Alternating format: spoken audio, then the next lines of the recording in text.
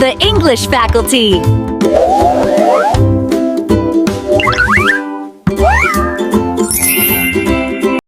What if I told you that 20 minutes outside could completely change your day? Hello, everyone, and welcome back to the English faculty, where learning English is easy and fun. I'm Emma. Hello, Emma, and hello to all our wonderful listeners. It is such a beautiful day to be here with you. It really is, Paul. You look very happy today. You have a big smile on your face. I am happy. I am feeling very relaxed today. Oh, that is good news. Why are you so relaxed? Well, this morning I went for a long walk. I went to the park near my house. That sounds lovely. Was it sunny? It was perfect. The sun was shining and the birds were singing. It was a great start to the day. I love that. And actually, Paul, that is perfect for our topic today. Oh, really? What is our topic? Today, we are going to talk about spending time in nature. Wow, that is a great topic. Nature is so important. Yes, it is. We will talk about why nature is good for you, and we will learn. I like it. We can talk about hiking and picnics. Yes, and we will talk about how nature helps your mind. Excellent. But Emma, before we go outside, before we start the show, Yes, Paul? we have a small favor to ask our friends listening at home. We do. If you like our podcast, please take a moment to subscribe to the English faculty.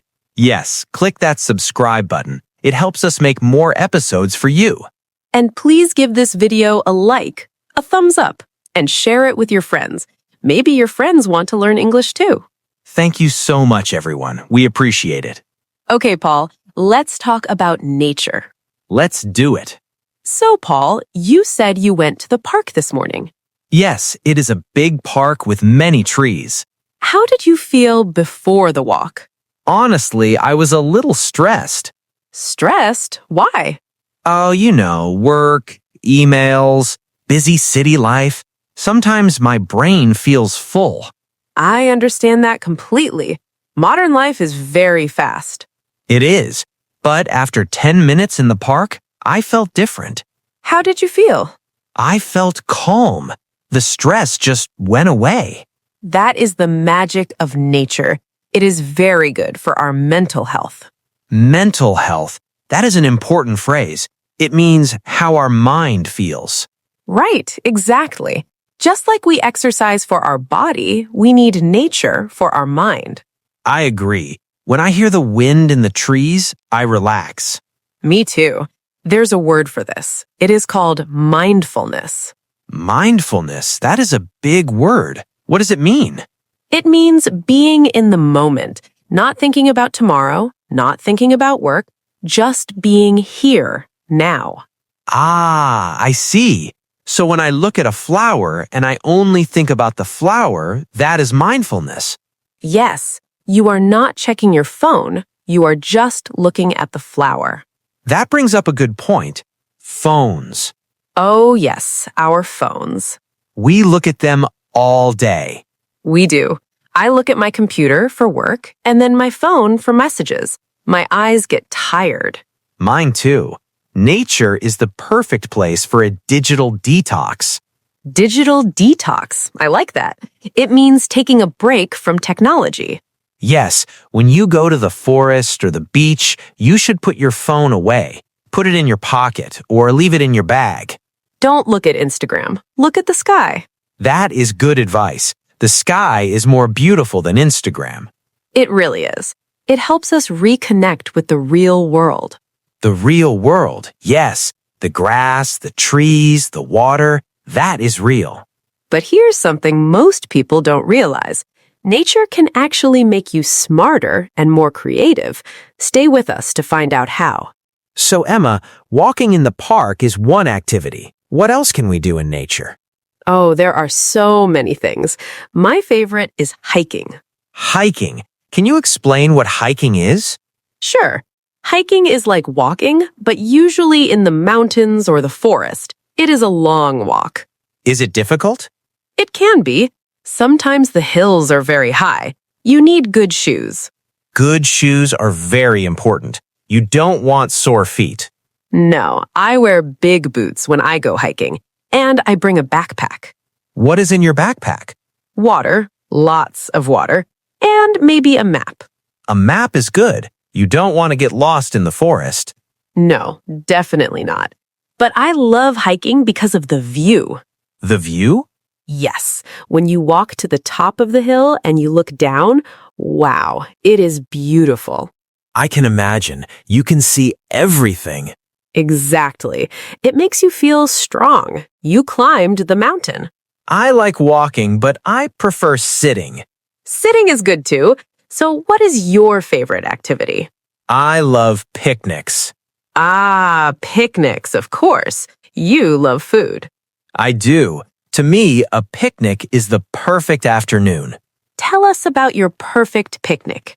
Okay, first I need a big blanket to put on the grass. Yes, a nice soft blanket.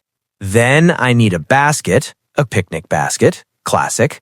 And what is inside? Sandwiches, delicious sandwiches with cheese and tomato. Sounds good. And fruit? Apples, grapes, maybe some strawberries? Very fresh, and something cool to drink, like lemonade or iced tea. That sounds wonderful, Paul. Sitting in the sun, eating good food, and reading a book. That is the best part, reading under a tree. That is very relaxing. But Paul, what about the ants? The ants?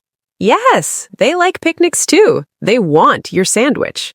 I try to be nice to them, but yes, insects are part of nature too. True. If you're in their home, you have to say hello. Hello, Mr. Ant, please do not eat my strawberry. Exactly.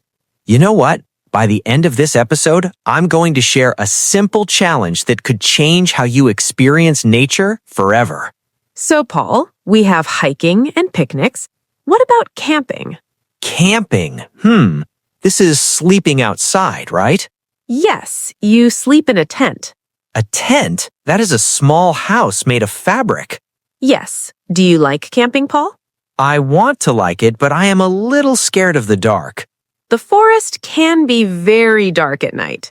And the noises you hear, hoot hoot or crunch crunch. It's just an owl or maybe a rabbit or a bear. Maybe, but camping is fun. You can make a fire. A campfire, yes. You can sit around the fire. It's warm. And you can look at the stars. Oh, the stars, that is true. In the city, we cannot see many stars. No, too many lights. But in the nature, the sky is full of stars. It is magic. That sounds beautiful. Maybe I will try camping if you come with me to protect me from the bears. I will protect you, Paul, I promise. Thank you, Emma. Another fun thing to do is biking. Biking? You mean riding a bicycle? Yes, many parks have paths for bicycles. That's a great exercise. It is, and it's fast. You can see a lot of nature in a short time. I like biking. The wind in your hair, it feels very free. Yes, freedom. That is a great word for nature. You feel free. We're talking about English. Can nature help us learn English? That is a very interesting question. I think yes. How? Well, you can practice vocabulary. Give me an example. Okay, when you walk in the park, look around. What do you see? I see a tree. I see a flower. I see a duck. Exactly. Say the words out loud. That is a big green tree. The sky is very blue today. The grass is soft. Oh, that is a good exercise. You describe the world. Yes, and you can bring a notebook. A notebook, yes. Sit on a bench and write what you see. I see a brown dog running. I see two children playing. This is great practice. It is calm and you have time to think, and you are not looking at a screen. True. Also, nature is great for social connections. You mean being with friends? Yes, sometimes sitting in a coffee shop can be loud. That is true. It's hard to hear. But walking in nature, it's quiet. It's easy to talk. And you don't need to look at each other all the time. You're walking side by side. Yes, for some people that is easier. You walk and you talk. It is less pressure. Exactly. I often have my best conversations with friends when we are hiking or at a picnic. Yes, or eating cheese sandwiches. And now, here's the challenge I promised you. This could be the most important 2 minutes of your week. Paul, what if I don't live near a big forest? What can I do?